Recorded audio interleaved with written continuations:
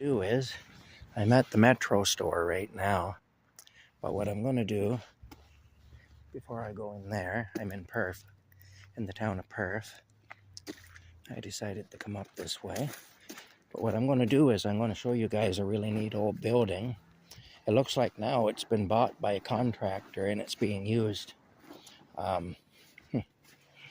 This house here, I'll tell you a story about this. Back about 30 years ago, I got approached by a guy trying to befriend me in a wrecking yard. And I knew he was a cop. I just knew you can smell it off them. At least I can. Maybe not everybody can, but I can. Anyway, this garage factors into the story I'm going to tell. The guy was driving an old Chev Caprice, an 89 Chev Caprice sedan.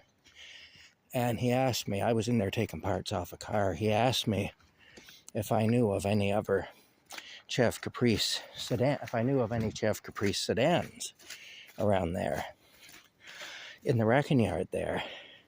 Well, there were a couple on the ground, but you couldn't see them unless you went around behind the big pile of cars. And because I figured out what he was, I gave him a runaround and I sent him to one that was piled up on the pile that wouldn't be easy to get at. This is the building here I want to show you. Anyway, and while he was back trying to get it bad, I packed up all my tools and headed up the hill and got into my car. Well, somebody's had their pup for a walk, I'm thinking. See the paw prints. Anyway, so here we were anyway.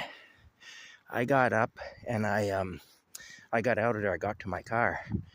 Well, he must have realized what I did because he ran out of there and he got around my car, come right to my car window to talk to me.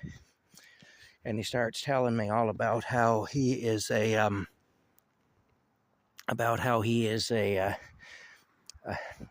real big time criminal. And he's done time in this jail and that jail. I just said, well, good for you, whatever. Why are you telling me all this?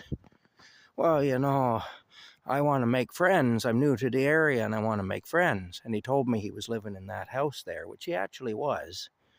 But anyway, this is what he said. He was living in that house.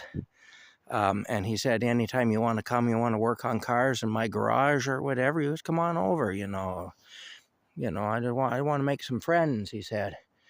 Anyway, I told him I wasn't interested in making friends, especially with a cop. I said I'd figured out he was a cop. I didn't want anything to do with him. Anyway, he was pretty pissed at me for that. And I was warned, about a year later, I was warned actually by somebody who worked for the Crown Attorney's office that I knew to be very careful with him because he had a hate on for me because I had identified him as a cop as soon as I saw him and he didn't like that. Anyway, the thing is, though, he was living in that house. He lived there for a while. And anyway, anybody who he befriended ended up getting busted for this or that or the other thing. And a lot of people went to jail. And then, of course, once his cover was blown, he had to leave that house. He had to leave town. But yeah, he was an undercover RCMP operator. The local police had actually sicked the RCMP on me. And they did this 3 separate times that I know of. I know of 3 different RCMP operatives that targeted me. One of them even admitted it. When I was driving a taxi, I had this guy getting into my car all the time, and he was playing the part of a homeless street person, drug addict type guy. And he was good at it, too. He was a really good actor. And he would always ask me when he got in the car where he could score some dope. And I'd tell him I didn't know. Of course, I did know, but I never shared information like that with anybody. When you drive a cab, you do know. You can't help but to know. But I never shared that information. I just say I didn't know. And one day he said to me, what's your job? To tell me where, And I said, no, it isn't. I said, it's my job to take you where you asked me to take you. I said, you get in the car, you give me an address, I'll take you there. I said, I'm not a tour guide for dope. But I said, you get in the car, you give me an address, I'll take you there, and it's none of my business anything about it, It's none of my business what you do there. I said, that's between you and the people there. It's nothing to do with me. Anyway, I ended up, his cover got blown, and I ended up driving him to the train station. And I saw his credentials and everything.